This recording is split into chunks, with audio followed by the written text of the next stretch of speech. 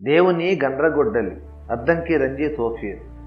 ఆధునిక ప్రవక్త అద్దంకి రంజిత్ ఓఫీర్ గారి తూనీరం నుండి దూసుకొస్తున్న అగ్నిజ్వాలా సమమైన మరో సంస్కరణాత్మక గ్రంథం ఇది. ఈ పుస్తకం ఈ ప్రవక్త చేత దేవుడు వ్రాయించిన 8 ప్రత్యేక ప్రణాళిక గ్రంథాలలో ఒకటి కాదు. ఈనాడు క్రీస్తు సంఘం చీలిపోయి బలహీనమై ఆధ్యాత్మిక దారిద్ర్యంలో మగ్గుతుంది. ఈ స్థితికి కారణాలేమిటి, పరిష్కారం ఏమిటి తెలుసుకోగోరుతున్నారా? అయితే ఇది మీకోసం దేవుడు పంపిన సందేశం. తప్పక చదవండి. దేవుని గండ్రగొడ్డలి.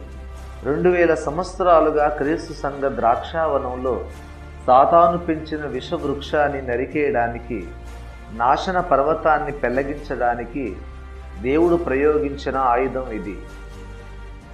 ముందు మాట, గండ్రగొడ్డలి ఏమిటి? పుస్తకానికి నామకరణం చేయడానికి ఇంకే పేరు దొరకలేదా అన్న ప్రశ్న పాఠకుల మనస్సుల్లో తలెత్తుతుందని నాకు తెలుసు. మీకు ఒక అప్రియ సత్యం చెబుతాను. మీకు తెలుసో లేదో కానీ బైబిల్లో మనకు ప్రత్యక్షం అవుతున్న సర్వశక్తి గల దేవుడు తన చేత ఒక గండ్రగొడ్డలిని ధరించాడు. ఆశ్చర్యపోతున్నారా?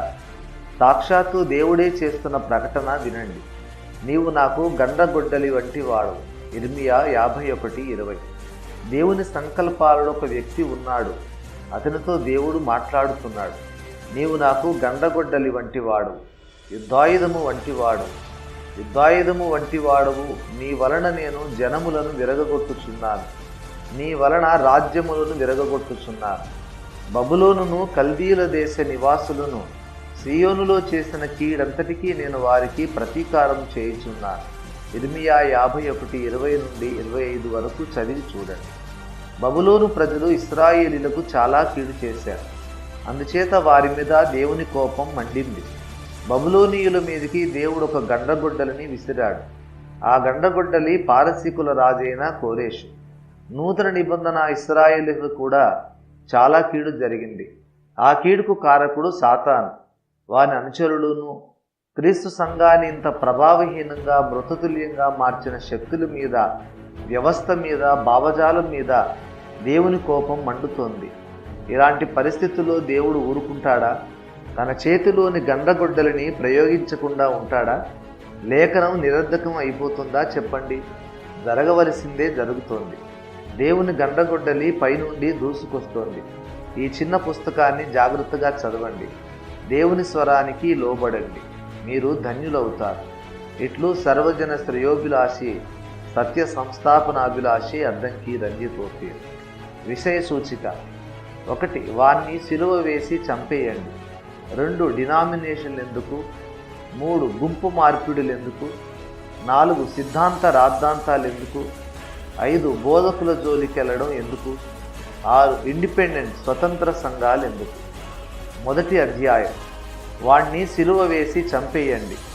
నేను క్రీస్తుతో కూడా సిలువ వేయబడి ఉన్నాను, ఇకను జీవించువాడను నేను కాను. గలతీ 2:20. ఒకప్పుడు దూషకుడు, హింసకుడు, హానికరుడు అయిన పౌలును దమస్కు మార్గంలో పునరుద్ధానుడైన యేసు దర్శించాడు. ఒకవేళ అక్కడ పౌలు ఒక ప్రఖ్యాత ప్రసంగికుడు ఎవరినైనా కలుసుకొని ఉంటే పౌలులో ఏ మార్పు సంభవించేది కాదు. అయితే పౌలు అక్కడ సిలువ వేయబడిన క్రీస్తును కలుసుకున్నాడు. అంతే. అక్కడే పౌలు జీవితంలో ఒకానొక మహాద్భుతం సంభవించింది. అక్కడ నుండి పౌలు సరాసరి సిలువ మీదకి వెళ్ళిపోయాడు.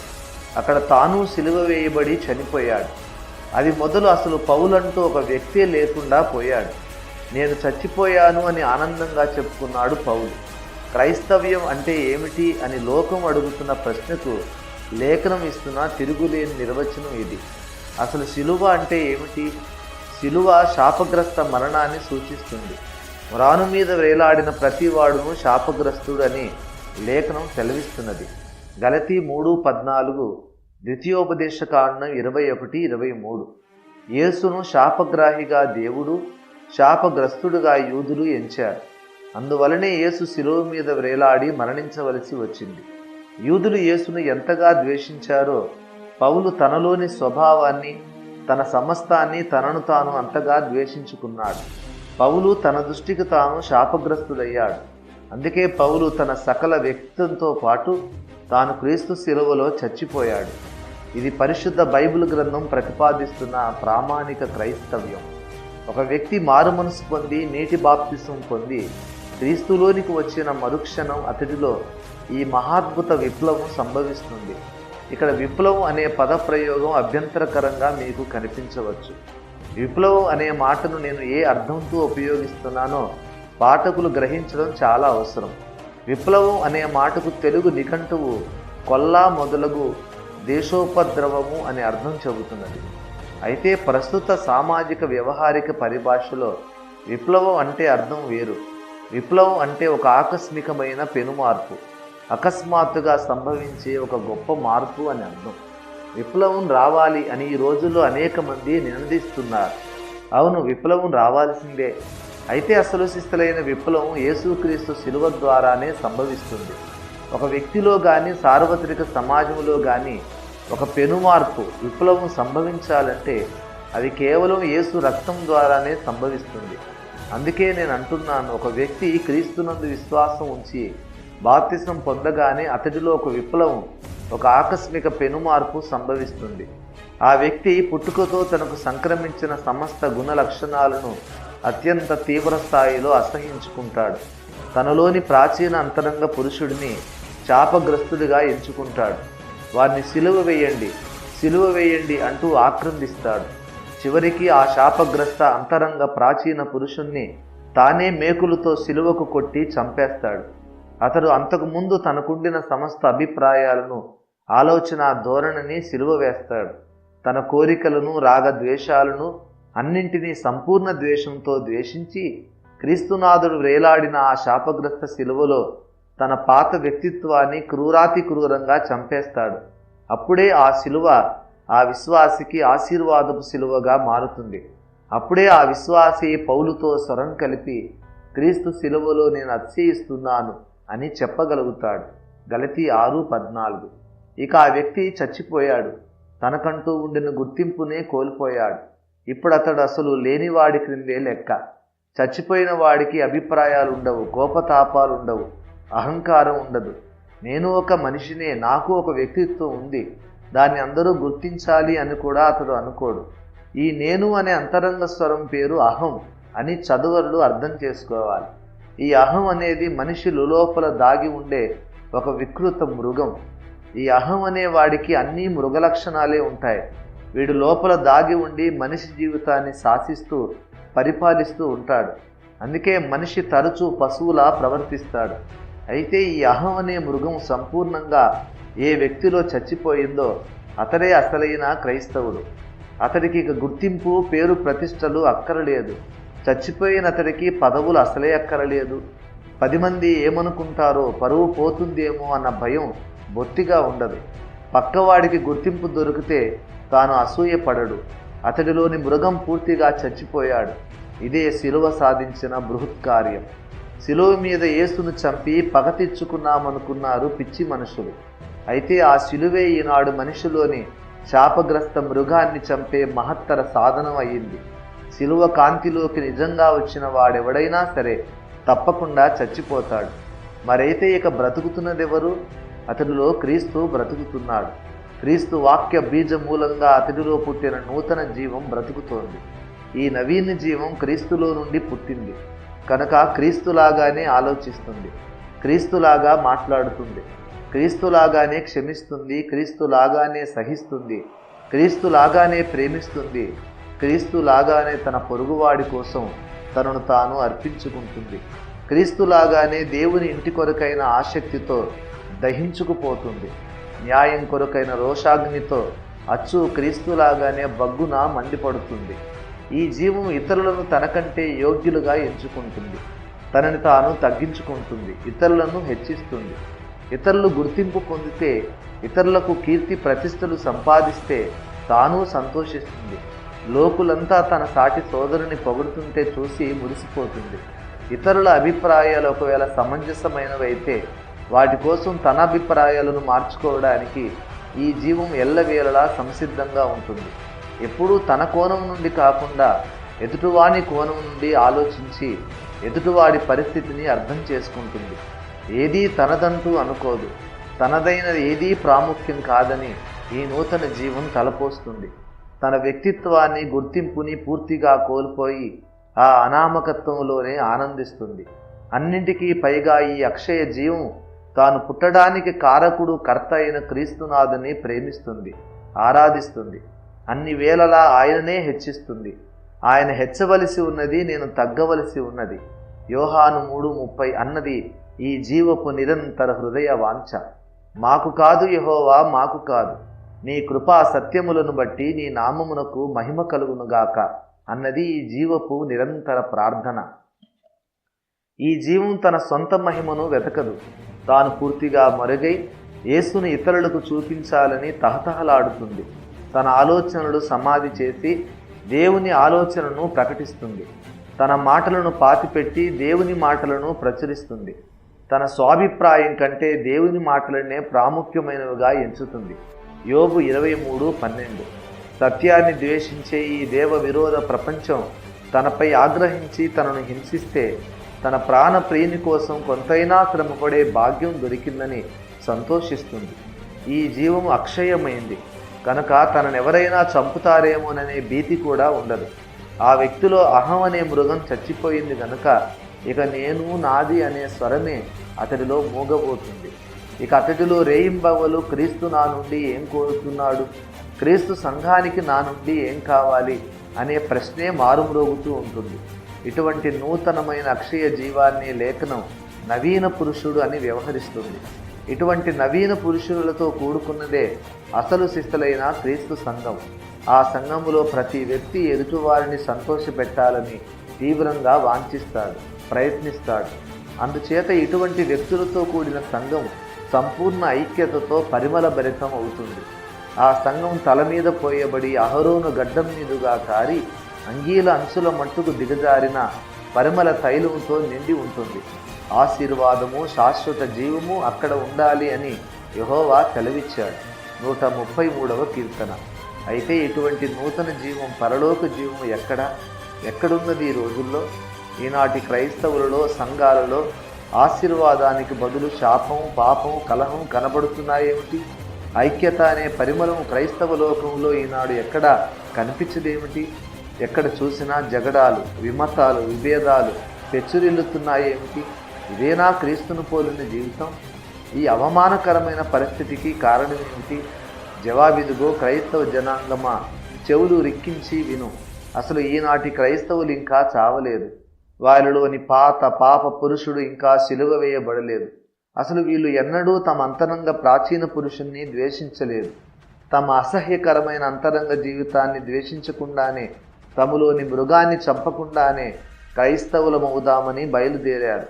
అందుకే ఈనాటి క్రైస్తవ్యమంతా ఒక పెద్ద ప్రహసనం, జోక్గా మారిపోయింది. ఈనాటి క్రైస్తవులలో ఈ అసహ్యమైన దేవ విరోధమైన ప్రాచీన పురుషుడు ఇంకా లక్షణంగా బ్రతికే ఉన్నాడు. క్రైస్తవులు సిలువ చెంతకు రాకుండానే, తమ జీవితంలో సిలువ కార్యం జరగకుండానే అడ్డదారిని, దొడ్డిదోవలలో సంఘములో జొరబడ్డారు. ఈ కారణంగా ప్రస్తుత కాలపు క్రైస్తవులలో ఈ అహం అనే పనికిమాలిన మృగం బ్రతికే ఉంది. ఆ అంతరంగ మృగం మృగములాగానే ఆలోచిస్తుంది, మృగములాగానే ప్రవర్తిస్తుంది. ఎన్ని ప్రసంగాలు విన్నా ఈ క్రైస్తవుల జీవితాలు మారవు. కారణం, వీళ్ళు సిలువ చెంతకు రారు, వచ్చిన సిలువ వేయబడడానికి ఇష్టపడరు. అసలు ఈనాడు క్రైస్తవ సంఘం ఎదుర్కొంటున్న సమస్యలకన్నిటికీ మూల కారణం ఇదిగో వినండి. క్రైస్తవులలో అహం అనే మృగంగాడు బ్రతుకున్నాడు. క్రైస్తవ దంపతులు వివాహ దినాన అమోఘమైన ప్రమాణాలు చేస్తారు. వ్యాధి అందును, ఆరోగ్యమందును, కలిమి అందును, లేమి అందును నిన్ను ప్రేమిస్తాను, పోషిస్తాను, నిన్ను సంరక్షిస్తాను అని పురుషుడు తాను వివాహమాడే స్త్రీతో ప్రమాణం చేస్తాడు. సకల పరిస్థితులలో నేను నీకు లోబడి ఉంటాను, నా శరీరంతో నిన్ను గణపరుస్తాను అంటూ స్త్రీ తాను వివాహమాడే పురుషునితో ప్రమాణం చేస్తుంది. అలా వాళ్ళు దైవ సన్నిధిలో చేసిన ప్రమాణాలు ఇంకా బంధుమిత్రుల చెవులలో తాజాగా ప్రతిధ్వనిస్తూ ఉండగానే క్రైస్తవ కుటుంబాలలో కలతలు మొదలవుతున్నాయి. కారణం ఏమిటి? జీవిత భాగస్వామికి దుర్భరమైన వ్యాధి వచ్చిందని కాదు, కనీస అక్కరలు తీర్చలేని దారిద్ర్య బాధ కాదు, నా మాట నెగ్గటం లేదే అన్న బాధ, నేను చెప్పిందే సరి అంటే నేను చెప్పిందే జరిగి తీరాలి అంటూ మాట పట్టింపులు చిలికి గాలివానగా మారుతున్నాయి. క్రైస్తవ కుటుంబాలలో విడాకులు అనివార్యం అవుతున్నాయి. సాక్షాత్తు పరలోకపు రాజకుమారుడే కష్టపడి విధేయత నేర్చుకున్నాడు. హెబ్రీ 5:8. కానీ ఈనాటి క్రైస్తవ స్త్రీలు విధేయతను నేర్చుకోలేకపోతున్నారు. ఈనాటి స్త్రీలు భర్తను గౌరవించడం తమకు అవమానంగా భావించుకుంటున్నారు. ఈనాటి క్రైస్తవ పురుషులలో అనేకులు తమ భార్యలను ప్రేమించలేకపోతున్నారు. వారికి తన భార్యలను ప్రేమించడం కంటే వారిని పరిపాలించడమే ఎక్కువ ఇష్టం. సాధారణంగా హక్కున చేర్చుకోలేరు కానీ అధికారం మాత్రం జోరుగా చలాయించగలరు. ఈ అపసవ్య ధోరణుల కారణంగా క్రైస్తవ కుటుంబాలు కుప్పకూలిపోతున్నాయి. వీళ్ళు చేసిన ప్రమాణాలు ఏమైనట్టు? ఈ సంబంధం దైవచిత్తం అంటూ డంకా బజాయించి మరి ఆ పెద్దలు వధూవరులు ఇచ్చిన సాక్ష్యాలు ఏ గాల్లో కలిసిపోయినట్టు? క్రైస్తవ కుటుంబాల్లో సహజీవనం కష్టమైపోతున్నది ఎందుకు? అహంగాడు బ్రతికున్నందుకు. ఒకవేళ క్రైస్తవ దంపతులు అలాగే క్రైస్తవ అత్తలు ఆడపడుచులు నేను సిలువ వేయబడి తిని మరణించి తిని అని పౌలు భక్తుడిలాగా సాక్ష్యం ఇవ్వగలిగితే ఇక జగడాలెందుకు వస్తాయి? చచ్చిపోయిన వాళ్ళకి మాట పట్టింపులు భేషజాలు ఉంటాయా? లేదు, వాడింకా చావలేదు. అహంగాడు బ్రతికున్నాడు.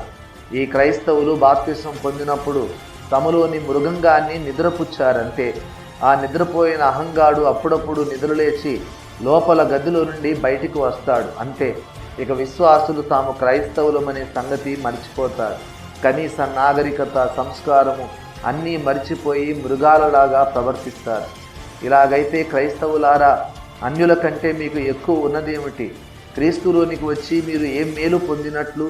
వాళ్ళలో ఉండే అహంకారమే మీలోనూ ఉంటే మీలో ఏం చూసి అన్యులు క్రీస్తు చెంతకు రావాలి? క్రైస్తవ సోదరుడా, సోదరి, నీవు నీ పంతం నెగ్గించుకున్నాననుకొని సంబరపడవచ్చు. కానీ ఒక్కసారి లోకం కేసి చూడు.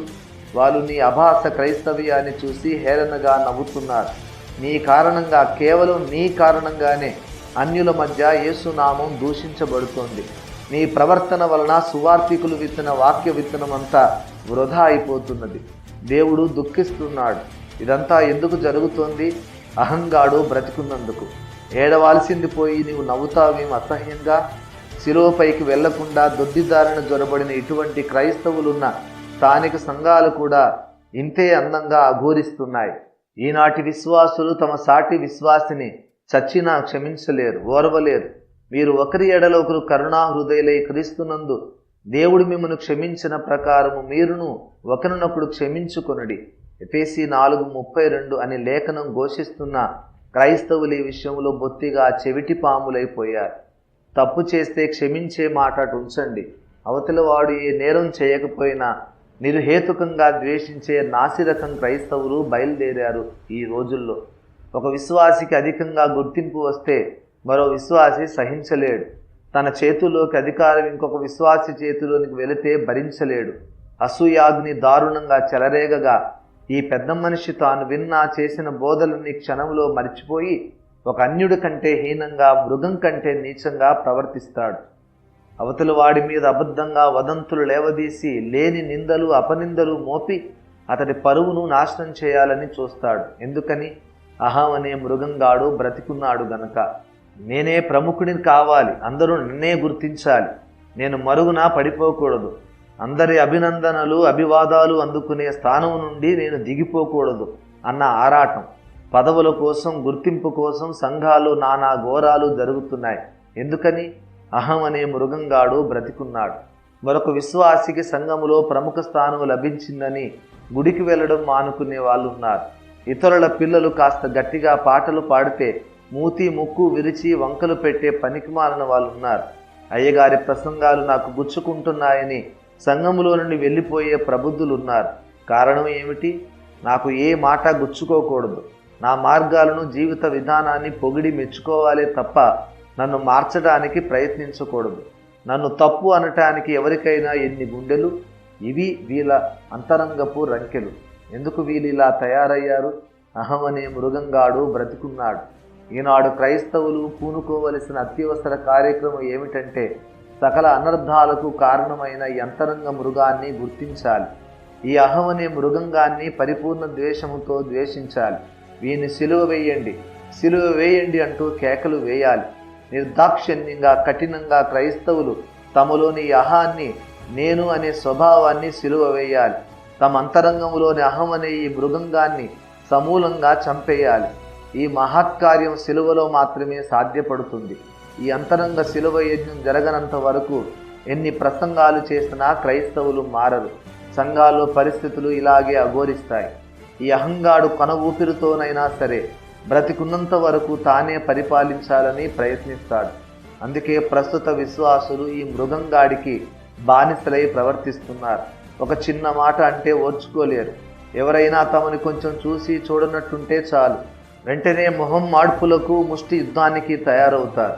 ఈ కారణంగానే సంఘాలు చీలిపోతున్నాయి, గుడులకు తాళాలు పడుతున్నాయి, క్రైస్తవ దేవాలయ ప్రాంగణాల్లో రాళ్ళు కర్రలు ఎగురుతున్నాయి. దేవదూతలు పరివేష్టించాల్సిన ప్రార్థనాలయాలను పోలీసులు చుట్టుముట్టుతున్నారు. గుడులు సంఘాలు కోర్టుల పాలవుతున్నాయి. ఎందుచేత? ఎవరికీ తగ్గటం ఇష్టం లేదు. ఎప్పుడూ నేనే హెచ్చవలసి ఉన్నది, అవతలవాడు తగ్గవలసి ఉన్నది అన్నది ఈనాటి క్రైస్తవుల సిద్ధాంతం. క్రీస్తుని ఎరుగని ఈ క్రైస్తవులు తుచ్చమైన పదవుల కోసం, అశాశ్వతమైన ఆస్తుల కోసం కోర్టుల వెంట పరిగెత్తి క్రీస్తును గౌరవించిన అన్యుల ముందు న్యాయాన్ని అర్థిస్తున్నారు. అన్యాయంగా ఆ పరాయివాడి ముందు ప్రాధేయపడ్డట్టే నీ సొంత సహోదరుడి ముందు ప్రాధేయపడరాదు. అమ్మమ్మ ఎంత మాట, అహంగాడు బ్రతికే ఉన్నాడు. అలా తగ్గించుకోవడానికి అహంగాడు ఒప్పుకోవద్దు. అహంగాడు ఇష్టపడని కార్యం చేయడానికి మనకెన్ని గుండెలుండాలి. అయినా మనం ఆ అహమనే మృగంగాడికి బానిసలం కానీ క్రీస్తు దాసులమా ఏమన్నా అలా తగ్గించుకోవడానికి? ఇది ఆధ్యాత్మిక దౌర్భాగ్యానికి పరాకాష్ట. ఈ దౌర్భాగ్యం అంతటితో ఆగిపోయినా బాగుండును. సార్వత్రిక సంఘం అంతటికీ ఈ జాడ్యం వ్యాపించింది. బోధకుల్లో సైతం ఈ దౌర్భాగ్యం గూడు కట్టుకుంది. కొన్ని సంవత్సరాలుగా మీరు బోధించిన సిద్ధాంతం తప్పు అని మరొక బోధకుడు చెప్పి ఎన్ని లేఖనాధారాలతో నిరూపించినా ఈనాటి బోధకులు అంగీకరించరు. ఎందుకని? ఇప్పుడు నేను దిద్దుబాటు అంగీకరించినట్లయితే నా గతకాలపు బోధలన్నీ తప్పు అని నేను అంగీకరించినట్లవుతుంది. అప్పుడు ఇతర విశ్వాసుల దృష్టికి చులకనైపోను అన్న అంతఃసంఘర్షణ. మళ్ళీ అదే నేను, అదే మృగంగాడు. బోధకుడులోని యహం అనే మృగంగాడి వల్ల ఆ స్థానిక సంఘములో నూతన ప్రత్యక్షతలకు ద్వారం మూయబడుతుంది. ఆ సంఘం ఇక అధిక మహిమలోనికి ఎదగదు, వర్ధిల్లదు. దిద్దుబాటు అంగీకరించని ఈ బోధకుల ద్వారా, అహానికి బానిసలైన ఈ బాధకుల ద్వారా ఈనాడు సార్వత్రిక సంఘం అంతటిని ఈ యహం అనే మృగంగాడే ఏలుతున్నాడు. మొదట దేవుడు మార్టిన్ లూథర్ని సంస్కర్తగా అభిషేకించినప్పుడు లూథర్ని దేవుని ప్రవక్తగా అంగీకరించడానికి కథోలిక్కులకు ఈ అహంగాడే అడ్డొచ్చాడు. అంతేకాదు, అది మొదలుకొని దేవుడు ఒక ప్రవక్తను, ఒక సంస్కర్తను పంపినప్పుడల్లా దేవుని ప్రజలు అధిక మహిమలోనికి ఎదిగి వెళ్లకుండా ఈ అహంగాడే అడ్డొచ్చాడు. దౌర్భాగ్యుడు. క్రీస్తు శకం 4వ శతాబ్దంలో దేవుని సంఘం లోకంతో సంకరమై ఇటు లోకము అటు సంఘము కాని విచిత్రమైన క్యాథలిక్ సంఘం అవతరించింది. దేవుని సంఘం తనకు అప్పగింపబడిన వాక్య సత్యాన్ని పూర్తిగా పోగొట్టుకుంది. ఆ కోల్పోయిన సత్యాన్ని తిరిగి తన సంఘానికి సమకూర్చే నిమిత్తమే దేవుడు అనేక మంది సంస్కర్తలను పంపించాడు. ఒక్కొక్క సంస్కర్త సందేశం సంఘము సంపూర్ణ మహిమలోనికి వెళ్ళటానికి ఒక్కొక్క మెట్టు కావాలని దేవుని సంకల్పం. దేవుని సంఘాన్ని తిరిగి అపోస్తలిక కాలం నాటి సంపూర్ణ మహిమలోనికి మార్చబడకుండా ఈ విశ్వంలోని ఏ శక్తి అడ్డుకోజాలదు. దేవుడు తన సంఘములో క్రియ జరిగించకుండా సాతాను ఆపలేడు. అందుకే సాతాను ఒక ఉపాయం కనిపెట్టాడు. క్రైస్తవులలో ఇంకా చావకుండా లోపల గదుల్లో నిద్రపోతున్న అహమనే మృగంగాన్ని సాతాను నిద్రలేపి తన దారిని తాను పోయాడు. అంతే. ఇప్పుడు దేవుని కార్యానికి అతిపెద్ద అడ్డంకిగా ఈ మృగంగాడు పనిచేస్తున్నాడు. తమ తాతలు నమ్మిన సిద్ధాంతానికి భిన్నంగా ఎవరు ఏది చెప్పినా చచ్చినా అంగీకరించకూడదని ఈ అహంగాడు క్రైస్తవులను నిరంకుశంగా శాసించినట్టున్నాడు. ముంచడం బాప్తిసం పొందమంటే చిలకరింప వాళ్ళకి అహం అడ్డొస్తాడు. పరిశుద్ధాత్మ బాప్తిసం పొందమంటే ముంచడం వాళ్ళకి అదే మృగం అడ్డొస్తాడు. మారు మనసు పొందమంటే పుట్టు క్రైస్తవులకు అదే అహం బంధకాలు వేస్తుంది. సంఘం మహాశ్రమలకు ముందు కాదు, శ్రమల కాలం తర్వాతే ఎత్తబడుతుందని చెబితే వీళ్ళందరికీ కోపం ముంచుకొస్తుంది. అహంగాడు జూలు దులుపుకొని ముందుకురికి వస్తాడు. సత్యాన్ని అంగీకరించనివ్వడు. సిద్ధాంత విషయాల్లో ఈనాడు అహంగాడే రాజ్యమేలుతున్నాడు. వాడు చెప్పిందే వేదం, తాను నమ్మిందే సత్యం. మిగతా సమయాల్లో వీళ్ళలో భక్తి కార్యక్రమాలు బాగానే ఉంటాయి. సిద్ధాంత దిద్దుబాటుకు వచ్చేసరికి చెల్లే అధికారం దేవుని వాక్యానిది కాదు, వీళ్ళలోని అహం అనే మృగానిది. సిద్ధాంత విషయాల్లో నీకు కాదు యెహోవా, నీకు కాదు. మా అహంగాడు కోరిన ప్రకారం మాకు, మా గుంపులకు, మా తాతలకు మహిమ కలుగును గాక అన్నది వీళ్ళ ప్రార్థనలాగుంది. అయ్యో అయ్యో సార్వత్రిక సంఘమా, ఈ మాట నిజం కాదు అని నీవు చెప్పగలవా? విశ్వాసి నీవైనా కాదనగలవా? ఈ మాటలను క్రైస్తవ కుటుంబాలలో, సంఘాలలో అనేక తప్పుడు నిర్ణయాలకు ఈ అహమే కారణం కాదంటారా? క్రైస్తవ సంఘములో అనేక డినామినేషన్లు దేవుడు తన వాక్యములో స్పష్టంగా ప్రత్యక్షపరుస్తున్న వాక్య సత్యాన్ని అంగీకరించకపోవటానికి ఈ అహం కారణం కాదంటారా? నాకు తెలియని సత్యం వేరొకడికి తెలుసు అని ఒప్పుకోవటానికి ఇష్టపడిన హృదయ గర్వం రాజ్యమేలుతున్నది ఈనాడు సంఘాలలో. ఇలా మనం క్రీస్తు వాక్యపు అధికారానికి కాకుండా ఈ అహం అనే మృగంగాడికి బానిసలమై జీవిస్తూ ఉండిపోతే మనం మరింత ఉన్నత సత్యములోనికి వెళ్ళేదెప్పుడు? మనం సంపూర్ణ స్థితి పొందేది ఎలాగూ? ఇటువంటి అవిధేయ జనాంగం మీద, అహం అనే మృగంగాడి బానిసల మీద దేవుడు తన పరిశుద్ధాత్మను ఎలా కుమ్మరించాలి? మనం ఈ అహంగాడికి ఊడిగం చేస్తూ పరిశుద్ధాత్మ కోసం కనిపెడితే ప్రయోజనం ఏమిటి? క్రైస్తవ జనాంగమా, మనం అనేకసార్లు మేడగదికి వెళ్ళాలి అని చెప్పుకుంటున్నాం.